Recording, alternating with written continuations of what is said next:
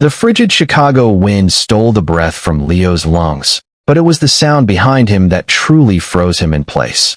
The soft, choked sob of his 7-year-old daughter, Mia, as she stared into the brightly lit window of a bakery, her small hand pressed against the glass, leaving a tiny, smudged fingerprint on a world of impossible confections.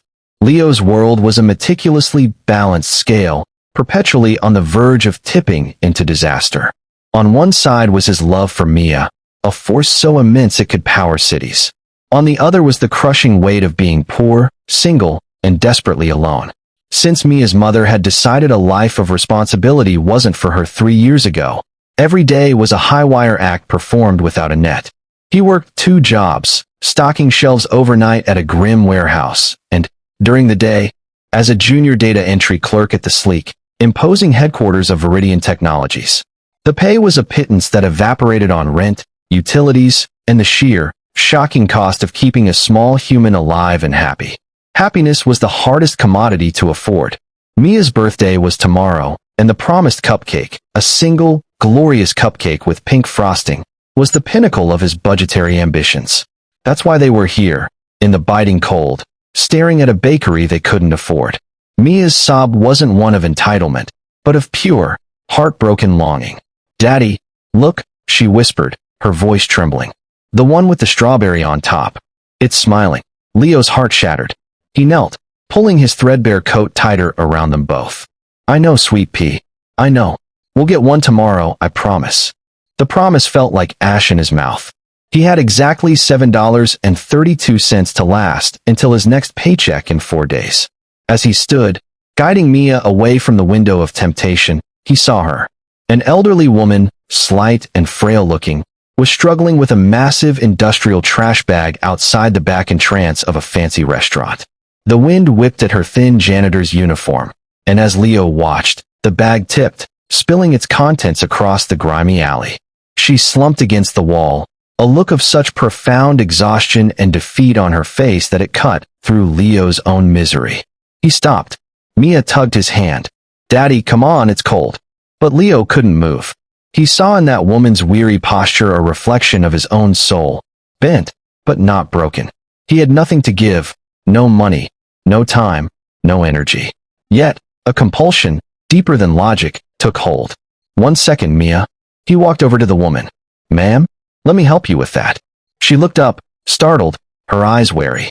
"I'm fine. I don't need help." Her voice was rough, but held a strange, cultured undertone he couldn't place. "I know you don't need it," Leo said softly, already grabbing the spilled garbage with his bare hands. "But it's easier with 2. He worked quickly, efficiently, his daughter watching with wide, curious eyes. The janitor grandma, whose name tag read Eleanor, finally relented, her wary expression softening into one of grudging gratitude. Once the mess was cleared, Leo noticed her shivering violently. Without a second thought, he unwound the thick, albeit worn, scarf from around his own neck, the one Mia had knitted for him last Christmas with hopelessly tangled yarn, and gently wrapped it around Eleanor's. "You need this more than I do today," he said, his smile not quite reaching the tiredness in his eyes. Eleanor touched the scarf, her fingers tracing the clumsy stitches. Her gaze flickered from Leo's kind, tired face to little Mia, who was now smiling shyly at her. She saw the hollows in their cheeks, the patches on Leo's coat, the pure, unvarnished goodness in the act. "Thank you," she said, her voice less rough now. "This is very kind." Leo simply nodded. "Stay warm." He took Mia's hand and walked away, the cold now biting at his exposed neck, a tangible reminder of what he'd just given up. He felt lighter, yet poorer. He had no idea that the scarf he'd just gifted was worth more than its weight in gold. The next day at Viridian Technologies was a special kind of hell. He'd slept poorly, the cold seeping into his bones, and the guilt over the still unpurchased cupcake was a lead weight in his stomach. He was running on fumes, inputting data with robotic monotony, when his department head, Mr. Brenner, marched in, his face unreadable. "Valdez, my office, now." A cold dread, deeper than any winter chill, washed over Leo. This was it. He'd been late once last week when Mia had a fever. They were downsizing.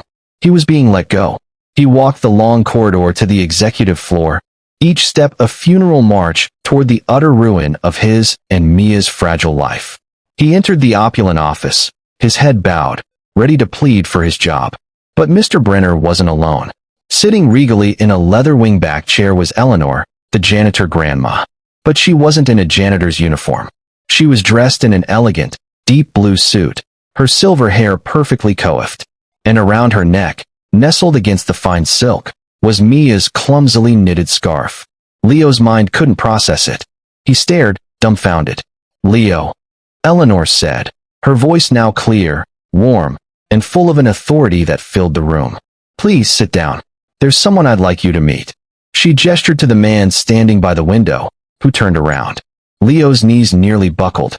It was Alistair Croft, the legendary, notoriously reclusive CEO and founder of Viridian Technologies. Croft's stern face broke into a surprisingly warm smile. "Mr. Valdez," he boomed, crossing the room. He didn't offer a handshake. Instead, he placed a firm hand on Leo's shoulder. "This woman, my mother, has been testing this company's executives for years. She believes the true measure of a person isn't in a boardroom, but in how they treat those they believe can do nothing for them." Eleanor Croft, stood and walked over to him. "Everyone else in your position saw a lowly janitor. An inconvenience. A ghost. You saw a person. You gave me your time, your labor, and the one thing that truly mattered, the scarf your daughter made for you. You gave a piece of your heart to a stranger who you thought had nothing to offer you in return." Tears welled in Leo's eyes, confusion and a dawning, terrifying hope warring within him. "Effective immediately," Alistair Croft said, his voice thick with emotion. "Your new role as Vice President of Operational Ethics. Your first task is to help us design a corporate culture that doesn't just preach compassion, but actively rewards it. The salary," he added with a knowing glance at Leo's worn sleeves, "will reflect the immense value we now place on that particular commodity." Leo stumbled out of the office an hour later, his mind reeling, a contract for a salary he couldn't even comprehend tucked under his arm. He didn't go back to his desk. He ran. He ran out of the building. The cold air no longer his enemy, but a thrilling rush of new beginnings. He went straight to the bakery and bought not one, but a dozen smiling strawberry cupcakes. When he picked up Mia from school, her face lit up not at the box of treats, but at the unburdened, radiant joy on her father's face. He swept her into his arms, spinning her around, their laughter echoing down the street. A symphony of hope finally realized. That night, as Mia slept surrounded by cupcake crumbs and new dreams, Leo looked at the scarf now framed on their wall, a permanent reminder of the day their lives changed. He understood now that the greatest wealth wasn't in a bank account, but in the currency of kindness, a currency that, when spent from the heart, always returns to you multiplied.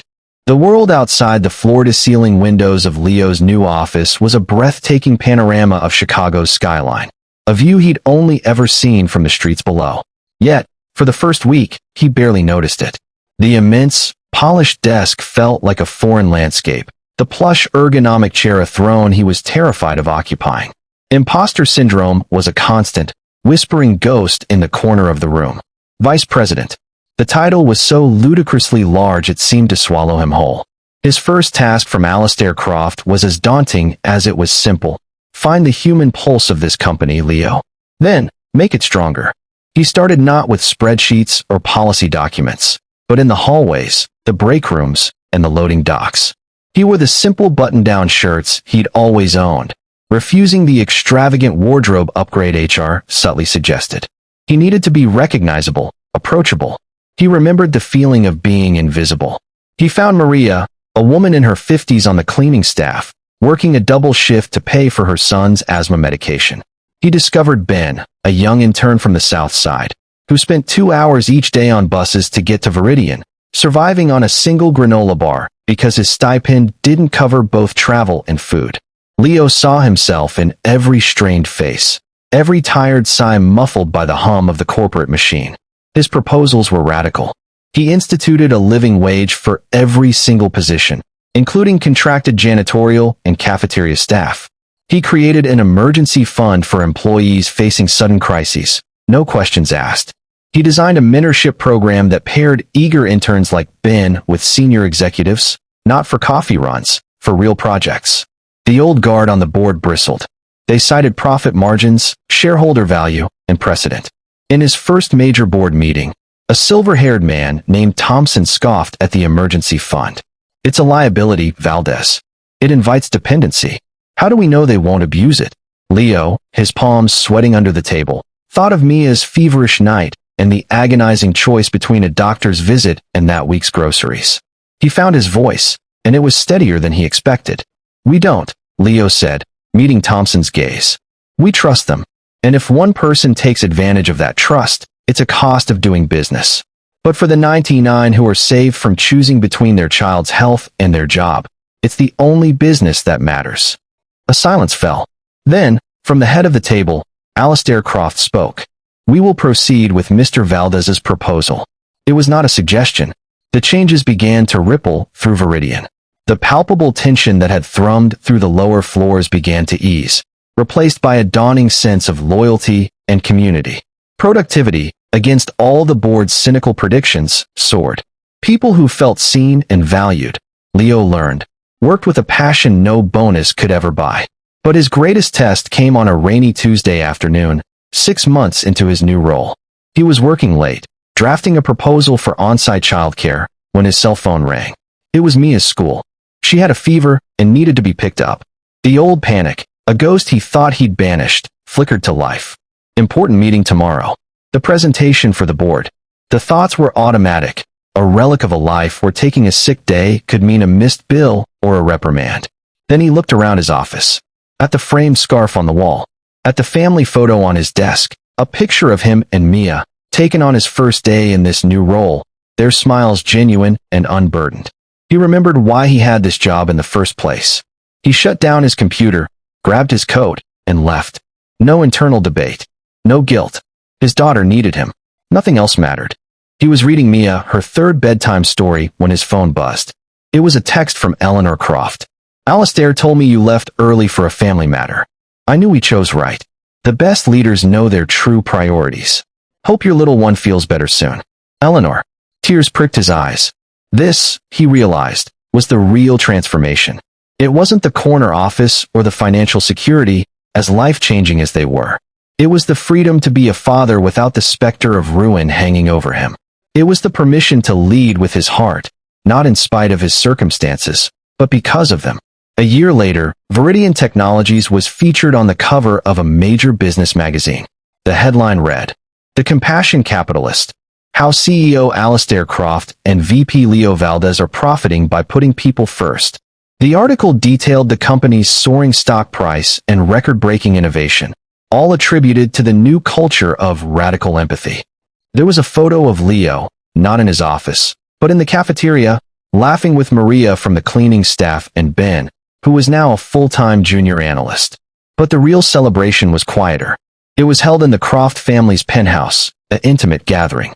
Alistair gave a speech, toasting Leo not for increasing profits, but for reminding an old businessman what building a legacy truly means. Later, Leo found Eleanor on the terrace, looking out at the city lights. She turned to him, her eyes twinkling. You know, Leo, that day in the alley, I wasn't just testing you. I was losing hope. I thought the world had become a cold, hard place. You and your daughter, with your simple scarf and simpler kindness, you gave an old woman her faith back. Leo looked at the glittering city below, thinking of the long, cold walk home after giving his scarf away, the fear that had been his constant companion. It felt like a lifetime ago. You gave us everything, Eleanor, he said, his voice thick with emotion. No, my dear boy, she corrected gently, placing a hand on his. We just gave you a platform. You already had everything that mattered. You just needed the space to let it grow. He finally understood. The greatest act of generosity wasn't the $1 million salary or the prestigious title. It was the gift of opportunity, the chance to prove that a man's worth isn't measured by what he has, but by what he's willing to give away when he has almost nothing at all. His kindness had come full circle, not just changing his life, but reshaping an entire company into a place where humanity was the most valued asset of all. He had started with nothing but love for his daughter, and ended up with a different kind of wealth. One that couldn't be spent, only shared. Moral of the story: the truest measure of a person is found not in their wealth or status, but in the uncompensated kindness they offer to those they believe cannot repay them.